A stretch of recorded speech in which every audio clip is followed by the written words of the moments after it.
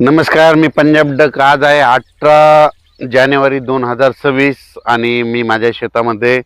आणि काय झालं की शेतकऱ्याचे कर्नाटक निपाणी भागातल्या शेतकऱ्याचे फोन येले की आम्ही तंबाखू काढायची ना, आमच्या पाऊस येईल का. तर त्या शेतकऱ्याला सांगू इच्छितो की राज्यामध्ये मी म्हटलं होतं ना, जानेवारीच्या शेवटच्या आठवड्यात वातावरण खराब होणार आहे. तर राज्यामध्ये 23 तारखेपासून राज्यामध्ये आभाळ येणार आहे, ढगाळ वातावरण राहणार आहे. म्हणून वेलवर्गीयासाठी आनंदाची बातमी, त्याच्यानंतर ज्याला फुलं लागण्यासाठी आनंदाची बातमी, ऊस उगवण्यासाठी आनंदाची बातमी. पण राज्यात काय होणार आहे, हे वातावरण कशामुळे खराब होणार आहे, कारण की काय झालं, WD वेस्टर्न डिस्टर्ब म्हणजे पश्चिमी विक्षोभ म्हणजे काय होणार आहे इकडं गुजरात, गुजरात, राजस्थान, हरियाणा, पंजाब, उत्तर प्रदेश, हिमाचल प्रदेश तिकडं काय होणार आहे, तिकडं वातावरण खराब होणार आहे. तिकडं मध्ये पाऊस पडणार आहे, म्हणजे त्या राज्यामध्ये पाऊस पडणार आहे. म्हणून त्याचा असर आपल्या महाराष्ट्रामध्ये होणार आहे. म्हणून काय होणार आहे, राज्यामध्ये 26, 27, 28 तारखेच्या दरम्यान राज्यात परत एकदा वातावरण खराब होणार आहे. म्हणून हा अंदाज लक्षात यायचा. तसं तर 23 तारखेलाच म्हणजे 23 जानेवारीलाच आभाळ यायला सुरुवात होणार आहे.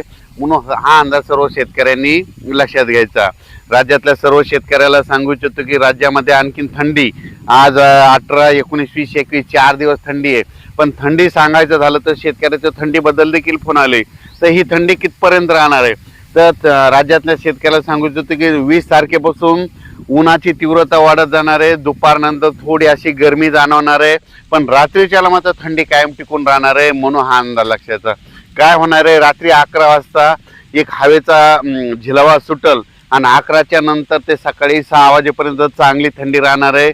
म्हणून हा अंदाज लक्षात येतात. पण राज्यातल्या सर्व शेतकऱ्याला सांगू इच्छितो की राज्यामध्ये मात्र जानेवारीच्या शेवटच्या आठवड्यात मात्र ढगाळ वातावरण राहणार आहे.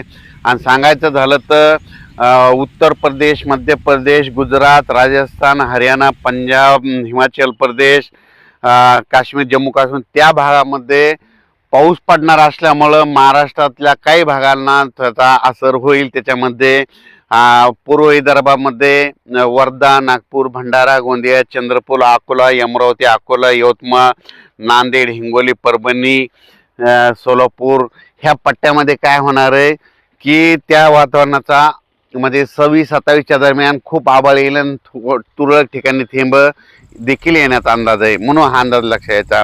म्हणजे राज्यातल्या सर्व शेतकऱ्याला सांगू इच्छितो की जानेवारीच्या शेवटच्या आठवड्यात वातावरण खराब राहणार आहे. म्हणून हे देखील सर्व शेतकऱ्यांनी लक्षात घ्यायचं.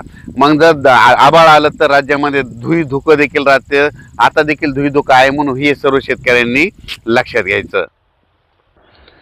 राज्यामध्ये सातारा, सांगली, सोलापूर, कोल्हापूर, पुणे, कोकणपट्टी या भागामध्ये काय होणार आहे, 21 तारखेपासून आभाळ यायला सुरुवात होणार आहे. म्हणून त्या शेतकऱ्यांनी आपण आपल्या फवारणीचे नियोजन करायचं.